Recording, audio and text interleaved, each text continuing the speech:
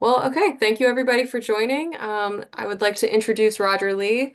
Roger is a true leader in the world of innovative solutions and customer experience. Roger currently is VP at RNL, and he oversees their solutions portfolio, including product management, marketing, new product engineering, applied AI, and data science. With over 20 years of expertise in finance, operations, and quality assurance, he's held top-level roles in contact centers and technology firms.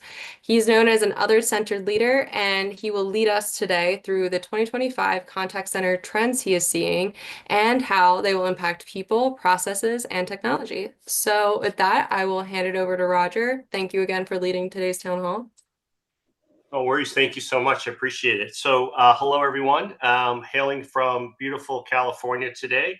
I appreciate you taking the time to join this particular town hall. So, what I would like to do, just real quick, RNL is an organization that I've been with now for a little over a year.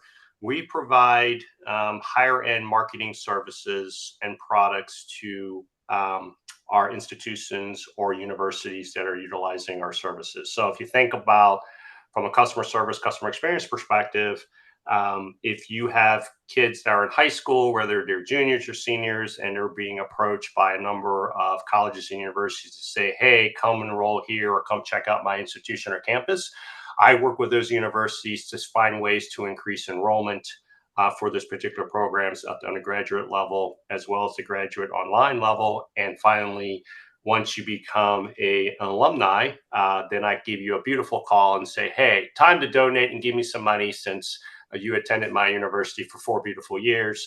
Can't get away from me that quickly. So I will ping you, I will text you, I will do whatever I need to do to get your attention to hopefully get you to contribute your beautiful money that you've earned over the past several years. So pretty excited. I recently, my role expanded where I am head of product for the organization, as well as continue with not only implementing AI where it makes sense, but also making sure that we're being responsible as we are innovating with AI for our institution. So with that being said, I thought for many of you that are leading contact centers or in the operational mode, or as you're thinking about what you're going to be focusing on 2025, many of you probably have gone through your strategic planning and things of that nature.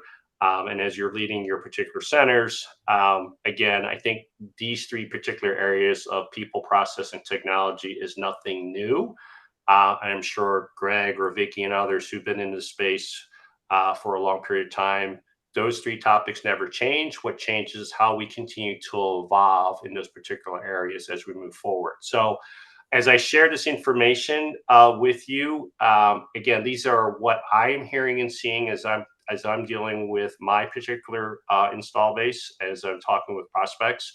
One of the things I find interesting, I have 30 contact centers that I'm responsible for, which are outbound contact centers, if you think about from a fundraising perspective. So if you look at, I have pretty much a mix of college students that earn X number of dollars an hour that are making outbound calls to the alumni to say, hey, see that you donated right in year one of X dollars. We'll love if you could contribute a little bit more this year for a particular event, or if we're trying to raise funds for a new building or whatever the case may be. So we want to talk about the interesting dynamics of the individuals at the college level that are making outbound calls. I'm sure I could write a book and share with you the beautiful stories and things that are being said on those particular calls. But what I wanted to do today is, as we go through each of the topics, I want to take a pause and see how each of you, right, or what are you doing in your respective areas as we look into the new year. I think it'll be great just to share that information. So with that being said, if you can move to the next slide, please. Chris? So topics we're going to cover: people, process, technology, customer experience, security, and compliance. If there's enough time, we'll cover some things on customer experience and security and compliance. I thought there would be added bonus topics if we have time, but you'll have access to the slides so you can kind of see for yourself what I'm seeing as far in that area.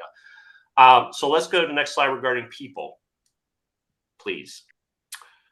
Should be nothing surprising, right? It's about the people. And I think for many of us that are working with the individuals in our centers, whether it be the leaders, the customer service reps, and what have you, we want to make sure, and what I'm hearing and seeing is that we continue to listen, right, to what they're seeing and what they're needing to be successful in whatever role they're in. And I think as we go into, when we get to the technology discussion, um, the topic of AI, I'm sure, has been discussed in many various versions here in town hall.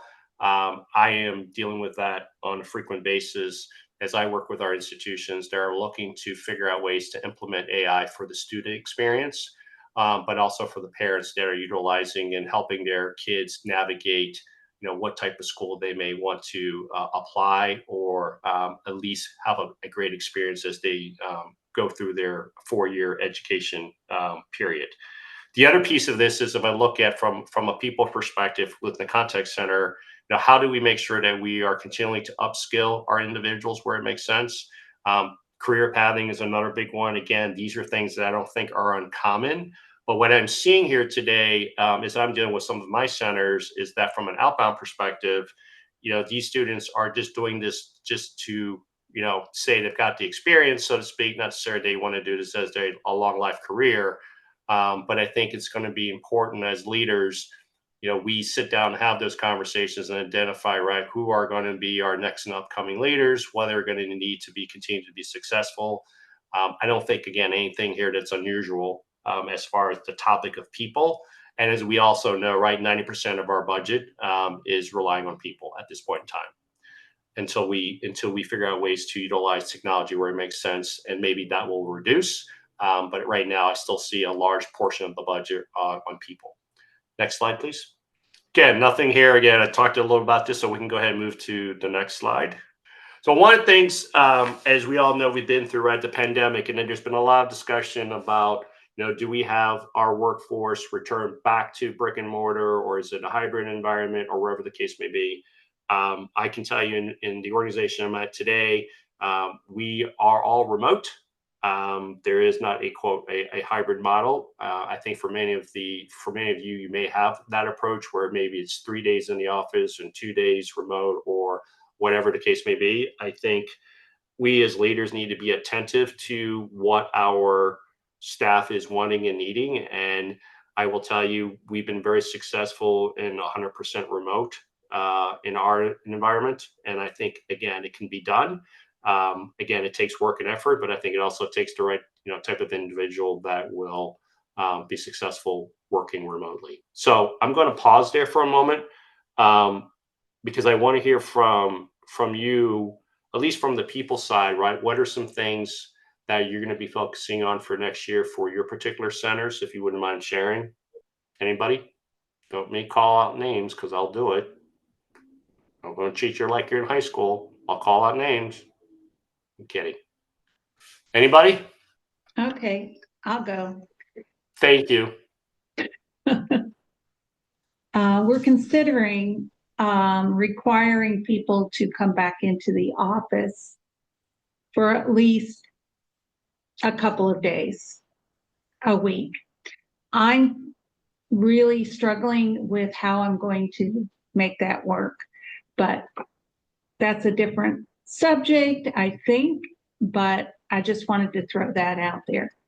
And is it? Can I ask you a if I may, question about that? Go ahead.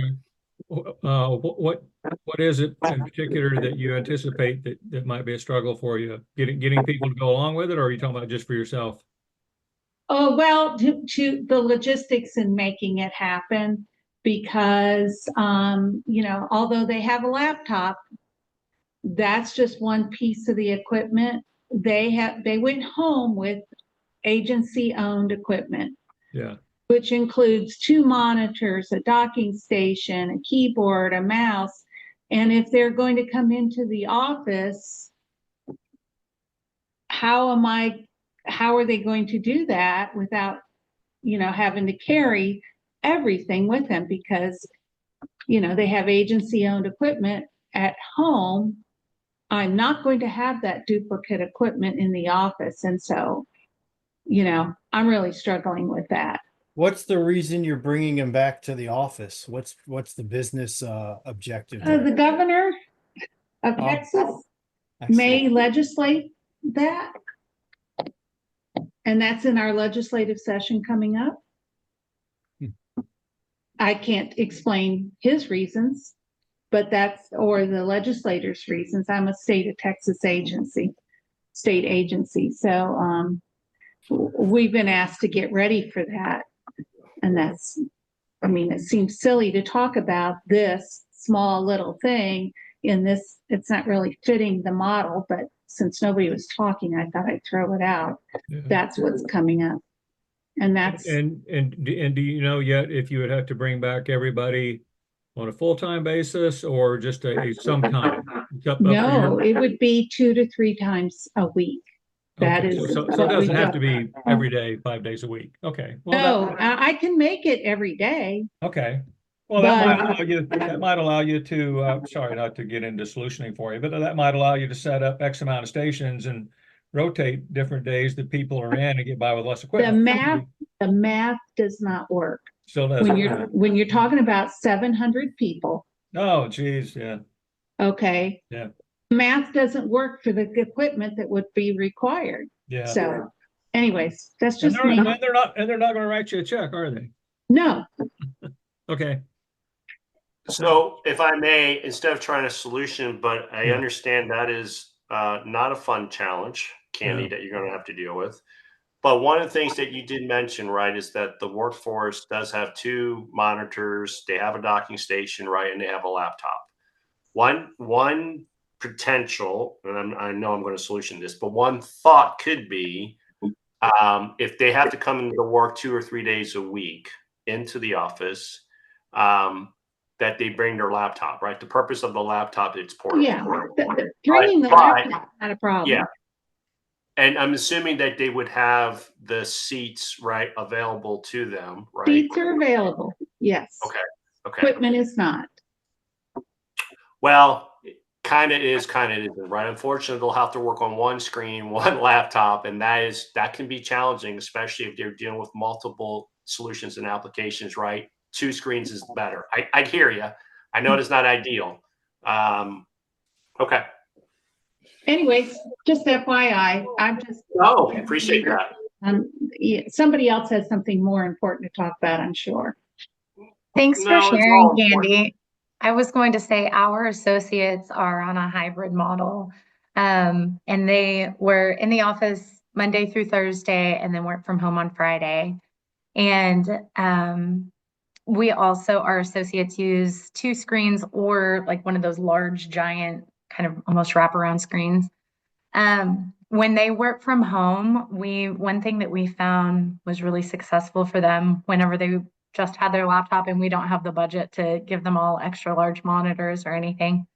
You can get little like plugs and they can plug it into their TV or, something else like that at home. And that has worked really well for some of our associates, just as an alternative that's a lot less cost prohibitive than buying all new equipment for them. Well, my solution is that if they're going to work from home, they need to buy their own monitors and stuff. But I don't, as a state agency, I don't know if I can dictate that. Hard to be competitive with a stance like that. I certainly understand the sentiment, but there's just so many companies that wouldn't require. Anyways, thank you for listening. No worries. Okay. Appreciate that. Why don't we move to the next slide, please? So I talked a little bit, right? I already mentioned this about training and upskilling, and I think it's going to be important that we keep that on top of mind. I know there's a tendency at times when you're looking at when budgets are being looked at and scrutinized, every month. There's a tendency to reduce the amount of training. I think there's creative ways, right, to deliver training. And I know there's many solutions out there today. There's ways to make sure that it sticks for people, and especially if they're working from home, right? I would argue that there's time that can be done to provide that training. And I think as we're introducing technology such as AI, it's going to be even more important that, right, everyone in the organization is well versed. One of the things that I'm running into right now, if you think about in higher education, one of the questions that I ask a lot of the administrative staff and faculty, are you AI literate? And I get a lot of head nods this way, not necessarily up and down, but the other way. So if you think about, right, what that's going to be important is you're going to try to bring out the next generation of workforce. They're going to need to understand what AI really is and what it isn't. And from a technology perspective, that's what I'm expecting, right? Our institutions or universities to arm not only the faculty and staff to be able to teach the prospective students, but also making sure that the students are set up for success as they leave college. So the same thing here, as you are looking to introduce new solutions, new technology that are AI impacted, it's going to be important, right, that you find the time and take the time to skill up not only the individual reps, but also, right, the leaders of the organization as well. So that shouldn't be anything new. Any feedback or comments there of things that you are going to be doing in 2025 as it relates to upskilling your teams? Anything you want to share, Nate? Yeah, this is definitely something I've been thinking about a lot, and to try and put it in a bit of a neat package. It's the evolution from ticket takers or case takers to knowledge curators. So it's like how do we invest in people to where they can transcend the idea of fixing something broken in a very transactional remedial sense to it's elevating to where they're generating significant value in interactions. They're being an effective guide. They're learning from the customer in terms of how we can better interact with them as a business to partner with them, and also they're they're finding ways to essentially partner with them from a community standpoint. So they become these community facilitators, because I think what's going to happen to a lot of us is customer service is going to move to more self-service options. And for the more interactive, the more creative support interactions, it's going to become more of a community-based thing where it's customers interfacing with other customers. And our customer service workers become facilitators of that. So trying to equip them with those facilitation skills and community leader skills as well. It's a good point. Very good point. Thank you. At Alcon, our new employee onboarding program is called Knowledge College. That's just the name of what we use. And we were finding that once associates completed their Knowledge College, that their learning just kind of stopped there. And so we built a program that was focused specifically on this skill building and career pathing concept, a lot to Nate's points of enabling them to kind of be that next level associate, not just in the transactional space, but really a value driver for the organization. And we currently have 13 different tracks in our Knowledge College grad school right now. And you can think of a track as like a major, I guess. So we have tracks on data science, on training, leadership, reporting and analytics, customer technology, a lot of different topics like that. And so our associates get the opportunity to enroll in these, and each track is like 100, 200, 300 level courses, where the 100 level courses are like self-directed e-learning. They can do them on their own time. 200 level is a little more company specific content. And then the 300 level course is a lot of hands-on, project-based, experiential learning. And then once they complete that, they graduate from their grad school track. It obviously has the benefit of making the associate feel like we're invested in continuing to help them learn. I know a ton of studies have shown that if people feel like their company is invested in helping them learn, they're a lot more likely to stay. So that's a big benefit, but it also has one of the biggest benefits that we've realized is that it helps the smaller, kind of leaner teams, like our training team or our reporting and analytics team, when maybe people are out of the office or we're triple booked or something like that. We can lean on our grad school graduates to help like co-facilitate our training for us or run some of the reporting that we need to do. So We've just seen a lot of benefits through the org. I had a goal of increasing enrollment by 5% over this last year, and we actually increased enrollment by 205%. So it's pretty wildly successful right now, and we're excited to see how much everybody's loving it. Well done. That's super cool. Have you seen any correlation with a reduction in like unwanted attrition related to that? Because again, the whole basis is to, you know, realize the sort of that objective as prognosticated by pundits and research and things like that. Have you actually been able to witness that and you're Alcon, is that where you're at? Yeah, Alcon. Yeah.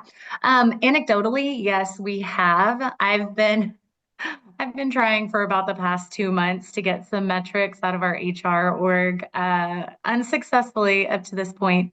But I would love to be able to see, some data points on who is enrolled in like this program and our mentor program and things like that, and whether or not they've had a position change. Have they, gotten a promotion or a new role? Have they left the organization?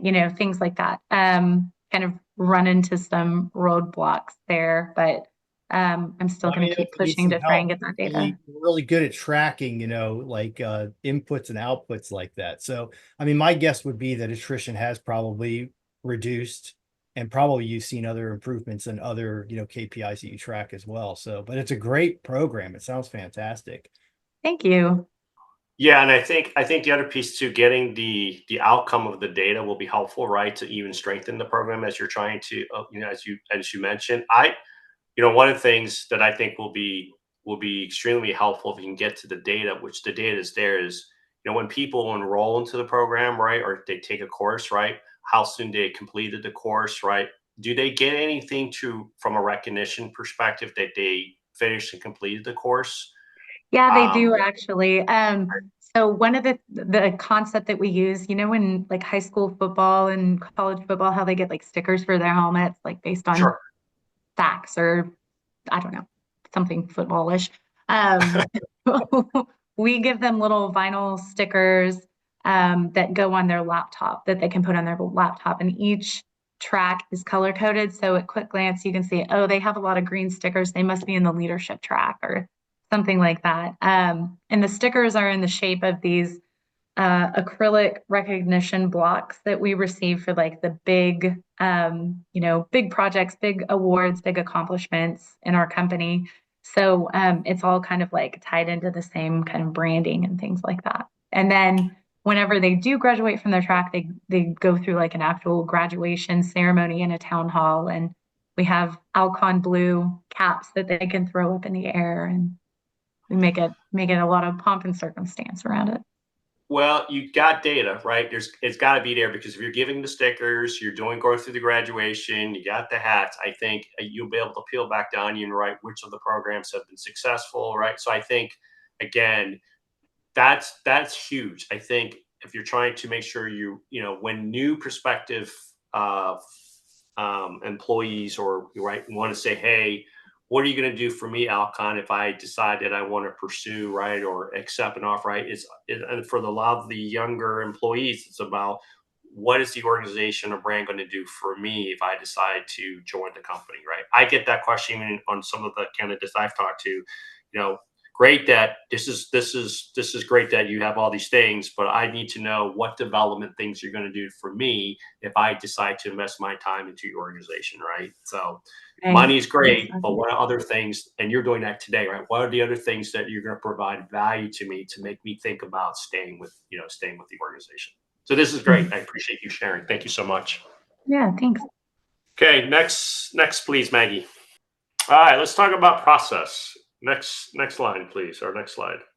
So one of the things, and again, right, as we are looking at our current workflows for our customer service reps or agents, or even as we look behind from that are not customer facing workflows and processes, we want to find ways to streamline, right? It's nothing uncommon. It's all about process improvement, right?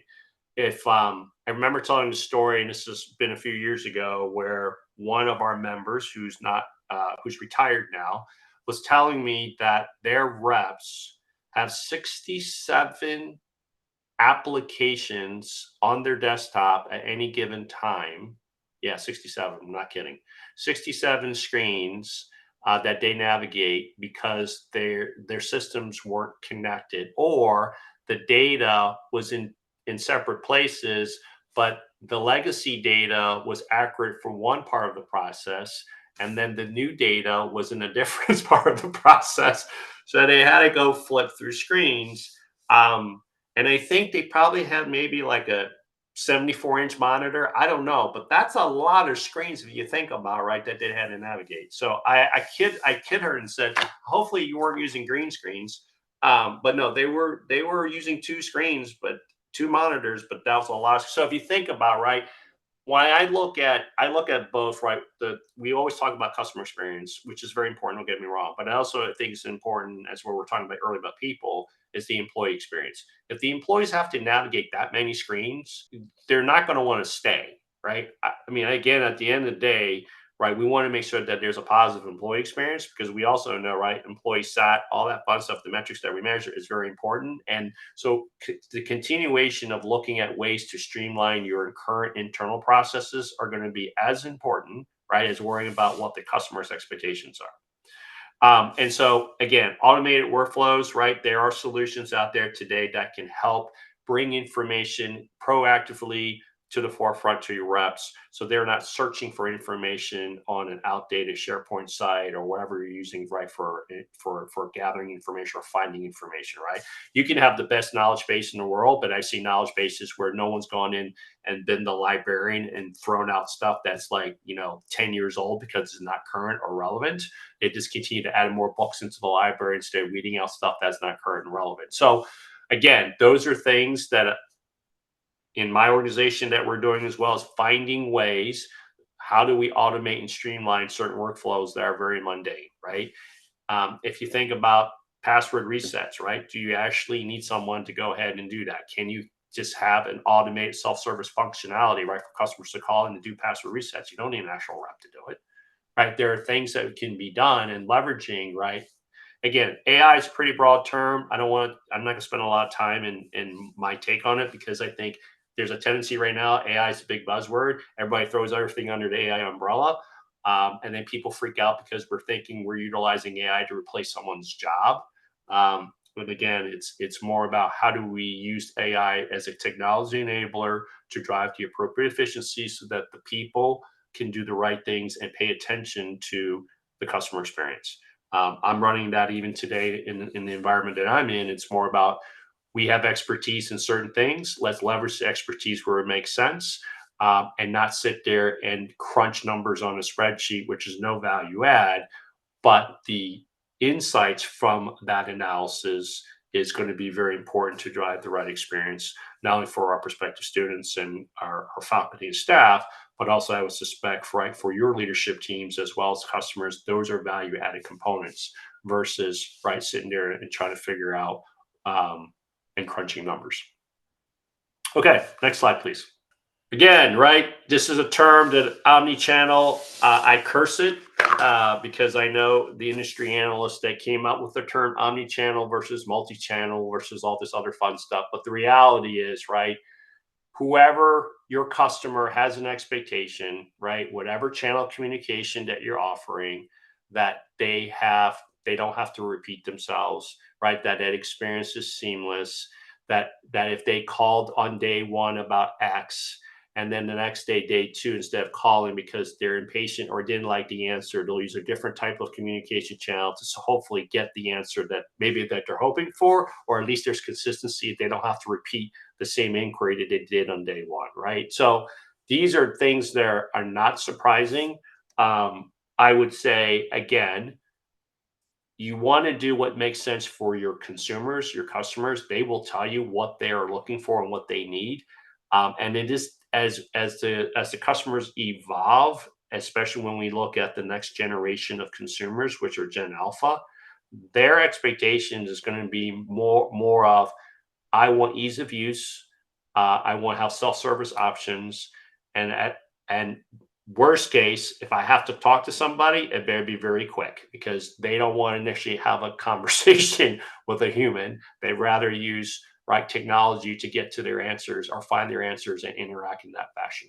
So not surprising. I will tell you, it's interesting for many of the juniors and seniors now that are applying for schools and are going through the dreaded financial aid process.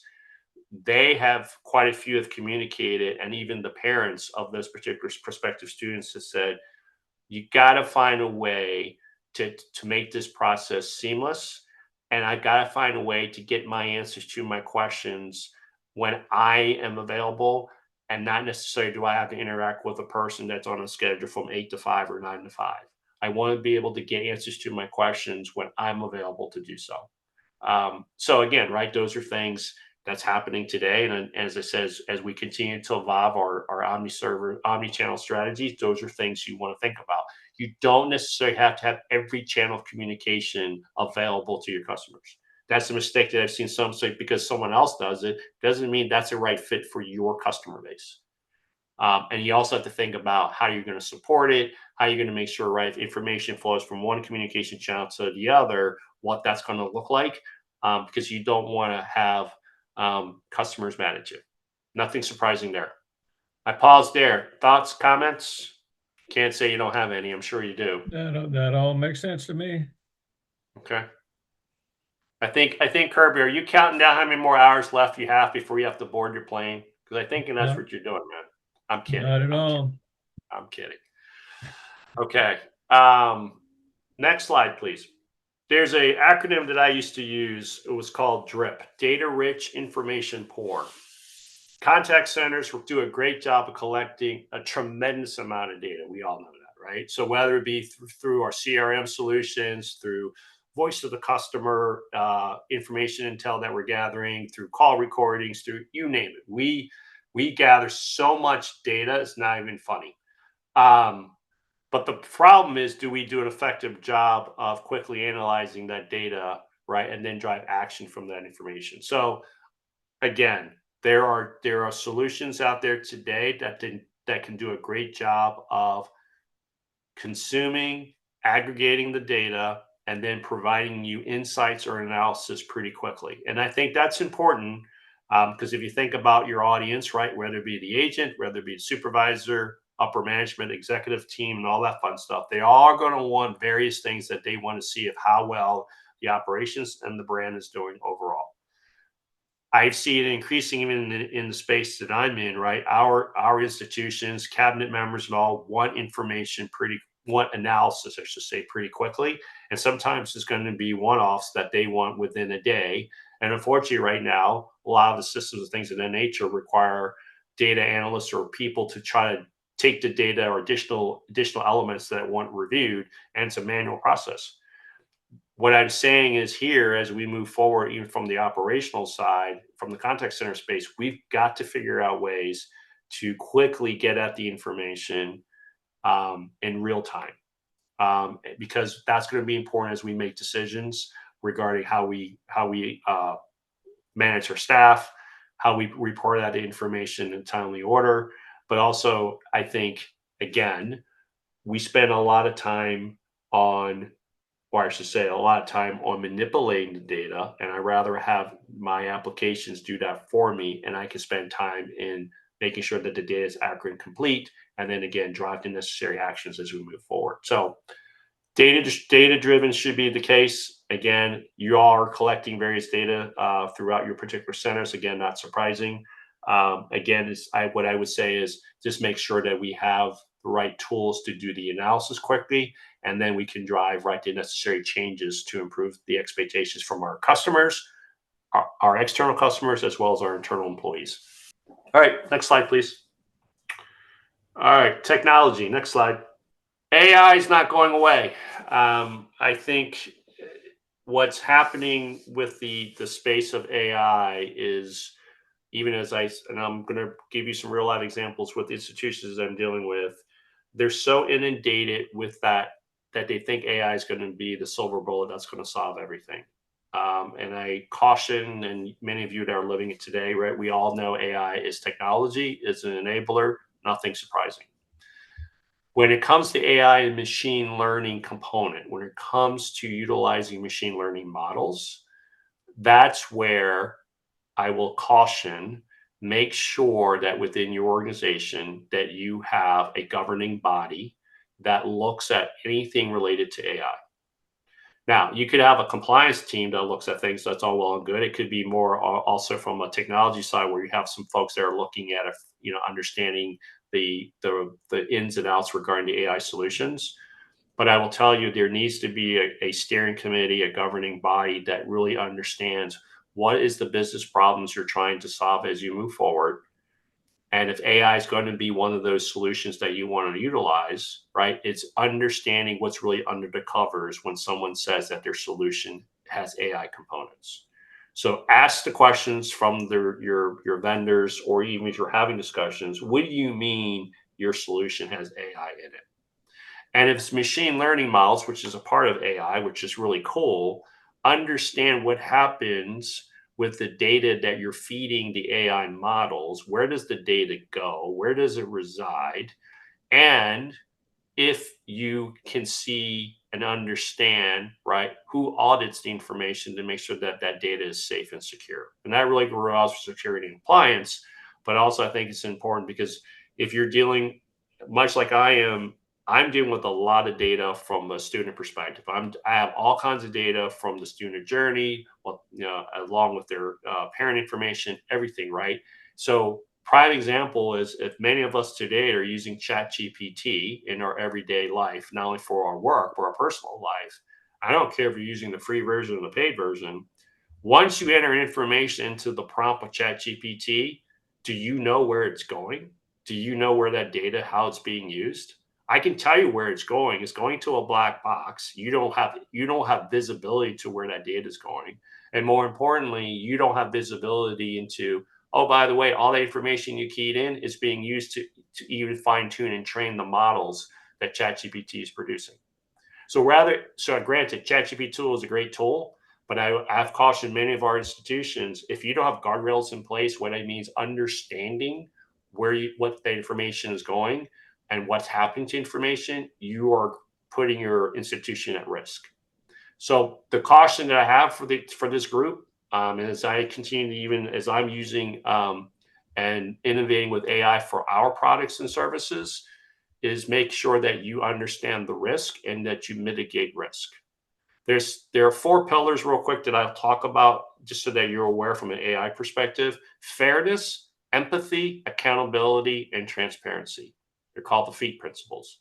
And if you cannot, as an organization, I don't care if you're a contact center or what industry you're in, if you cannot address those 4, what I call pillars, and able to communicate what you're doing from a fairness, empathy, accountability, and transparency piece, you are putting yourself at major risk. Okay, got off my soapbox about AI, but it's important because I know, right, many of us are wanting to utilizing it and things of that nature. Just again, please make sure you understand the risk. There's a lot of rewards and benefits in using AI. And then you can tell even on the news, you'll see things out there, right? Chatbots gone wrong. But there's technology solutions out there that will go right. Anyway, so next slide, please. I talked about this already from a process perspective. Again, nothing new and surprising here. But I think, as we talk about, we want to be able to get information. We're tracking data, right? We're tracking key performance indicators. How can we expedite, right, getting that information out of our various systems so that we can make meaningful decisions, and how we can be proactive and predictive. So one of the things, if you think about, I'm going to go into the higher ed space example because it's very real to me at this point, and I'm dealing with it. If I'm a prospective student, or if I'm a current student attending a university and I'm navigating the website, the .edu website, and I'm trying to get a better understanding of what's being offered, what makes sense, what programs are available, how good is the athletic programs, wherever the case may be. Sometimes navigating websites in general are not easy and they're not fun. But imagine, right, if I am able to utilize, for lack, a chatbot digital assistant to help me get answers to my questions relatively quickly without relying on an individual. But more importantly, right, proactively say, as I'm asking these questions, would you be interested in scheduling an appointment to meet with an advisor to talk about your potential future with our university? Because I've asked the chatbot a couple questions. I got my answers, right? Proactively, right? My chatbot should be able to say, hey, based on these things that I've answered for you, I think you're ready to have, further discussions with a real person to learn more about our institution. So think about it as people are now, depending on the space you're in, right? Depending on what is being talked about, is there an opportunity to be proactive and say, hey, prospective consumer, here are some things that I see that you're looked at. Look at Amazon does it all the time. You put something in the cart, then they say, here's 2 or 3 other things that we think you may be interested in, because 50 other thousand people purchase these 3 things along with what you have in the cart, right? So you're trying to you want to be predictive where it makes sense, utilizing the data that you have to drive those particular next step events. Okay, next slide, please. All right, I said that I would kind of save the customer experience piece and the data security piece if there was time, that would be for you all to take a look at. I do want to pause though. Is there anything here thus far? I don't think it'd be great to hear from you if there's anything here that was surprising, or more of, here's some things that I will be additionally focused on based on what I've shared with you thus far. Kirby, any thoughts? I know I'm picking on you because I see you dead center in front of my screen, so I apologize. No worries. I can't really comment on some of those because I'm not an operator anymore. I'm a contact center consultant, so I'm not in the day-to-day of all this stuff. I mean, I obviously see it, hear it, deal with it, but don't have comments as relevant as operators would. But from a strategy perspective, would you say, again, from a consultant perspective, if you look at, people processing technology, right? Yeah. It's probably nothing uncommon in your world as you're working with organizations. Yeah. Are you getting a lot of inquiries about AI as one of the solutions? Yes, absolutely. And it's I also, the last thing I did before I started consulting, I worked in IT for a number of years, and I saw a lot of things there as we would transition to new capabilities, new software products would come along, and it's kind of watching what's going on now with AI. I kind of feel like I'm back in that world where, like as you mentioned, where you talk about, the big buzzword, and a lot of times it's coming down from the C-suite of, hey, what are we doing with AI? We got to be doing something. It's like, well, okay, what do you think we need to do, or what? It's just they just want to be doing something, and when you're down at the tactical level, you can see, okay, well, I know there's always we always have focus areas where we have to pay attention, and we want to drive better efficiency, better performance, and how do we more efficiently deal with the data? Like you said at the beginning, we all have a lot of data in contact centers, and so yeah, it is.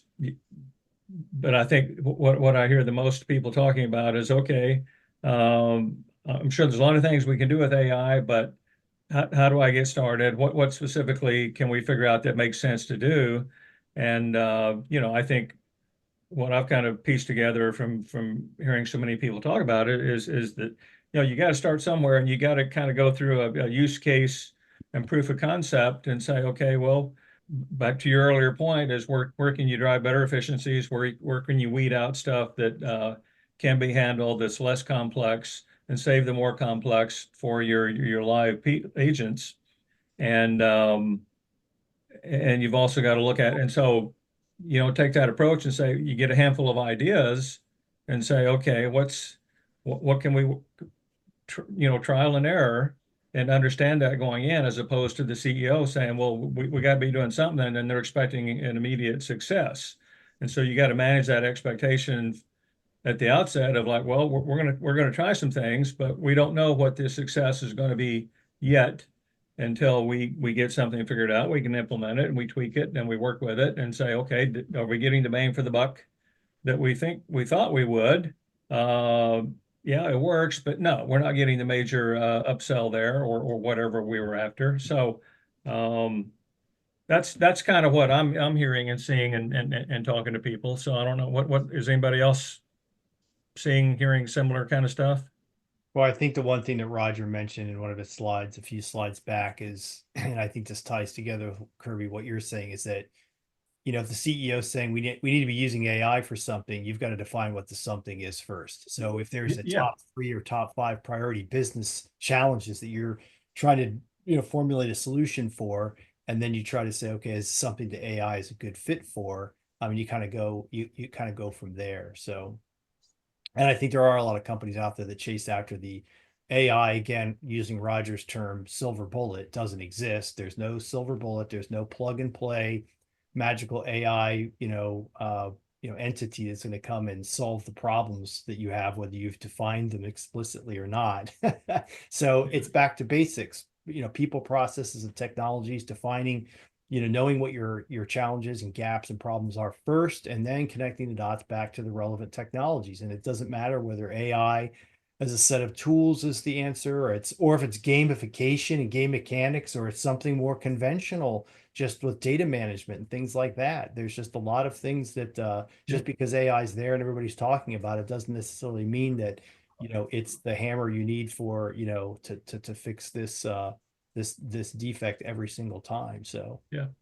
Well, it feels like the Amazing Race, right? I'm dealing with this right now, where many people are saying who's going to be the first, right? Even if I look at the universities, who's going to be the first to embrace AI so they have bragging rights, right? But at the end of the day, the question I always ask, and I'm sure Kirby, you do the same thing, and Greg, as you're working and with organizations, and Vicky's the same thing. Help me understand, what are you trying to solve, right? What's the business problem you're trying to solve? Stop worrying about AI being the end all solution. It's a simple question. If you can't answer for me what are you trying to solve, then you got a different problem, right? Yeah. So Yeah. fundamentals are, what are you trying to solve? What are you trying to do?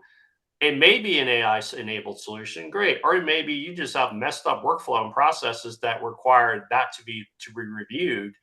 Maybe there'll be some technology supplementing to fix that. But at the end of the day, you've got to be asked the question, what are you trying to solve, right? So if you tell me, big one for many of you, I'm sure you've been challenged, you need to reduce average handle time. Really?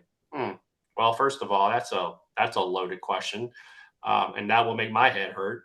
And I always ask, well, why do you have to reduce it? Well, because I've been mandated to reduce average handle time. Well, okay, show me the data. And then some of those call types may require not a decrease in average handle time. You may need to increase average handle time, because based on the situation that you're in, or it may be, hey, there may be some solutions out there that can help you be better at driving efficiencies there. Great. But I get nervous when people just start throwing out certain things and saying, hey, we need to utilize this because everyone else is utilizing it. Yep. And Yep. you got to you got to answer the basic question. What is the problem or problems you're trying to solve? Yeah. What is the things that you've been asked by your executive team that you need to work on for 2025? And then from there, you have to then prioritize how you're going to get it done. I mean, this is not at all anything new for this group. You're all experienced, you've been through it. But what I'm saying is, we continue, when we look at people, process, and technology, it's a continual evolving of what we're trying to do, right? We're still addressing problems that haven't changed over the past several years, right? We want to improve the customer experience. We want to make sure employees are happy. These are rudimentary things that are not changing. What's evolving is how we go about doing it, how we go about solving it, and is there the opportunity to utilize technology where it makes sense, AI or not, right? How do we drive the necessary changes with the right solution? it's interesting, during this call, there's basically, I think, and maybe I missed one, but there's been 2 challenges that have been, articulated today. Candy has an issue with this sort of like inexplicable return to office mandate or initiative or whatever. I mean, this Sure. is not an AI thing, right? You think No. this is a whole universe of thought that you have to, like, okay, what's driving this? My first question is like, whose idea is that? I know Elon Musk wants to do that to drive attrition, right? In government agencies and things like that. But here you have the governor who has some also requirement. And hell, his purpose could be to increase the value of commercial real estate property for all I know. Who knows who's in his ear, but that's a very interesting problem. And then Jadine, she's developed this fantastic skills development and incentive and reward kind of program that's, she knows it's working, right? People love it. They tell her.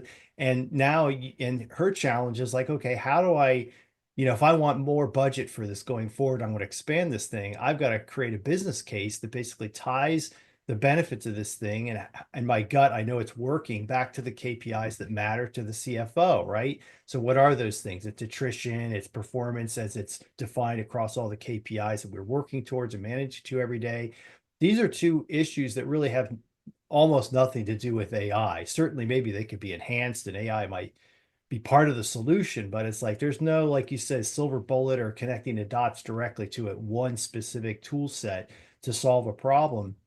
So it's just kind of interesting when you kind of look at the landscape of what challenges, like, for 2025 or 2015, a lot of them are the same, where like Jadine's is purely just access to the data and the reports that she needs to connect those dots. With Candy, it's basically a logistical and, asset equipment, human capital kind of logistical issue and some stuff that's related to that. So it's just interesting with all the focus on AI. In 2025, the challenges that are going to be primarily, taking up the time and efforts of people are going to be the people process, the basics of people processes and technologies that we've been dealing with from the dawn of the industry, And I'm happy to That is a, that anybody in is the county board call me. I don't care whether it's related to my business or not, but I'll say that on every call. So, right, Vicky? that's a beautiful, beautiful synopsis or an observation, right? And I think again, I thought it was important, right? We did cover the core fundamentals of people process technology. I think it was important that we kind of understand what I'm seeing and what is being communicated out there.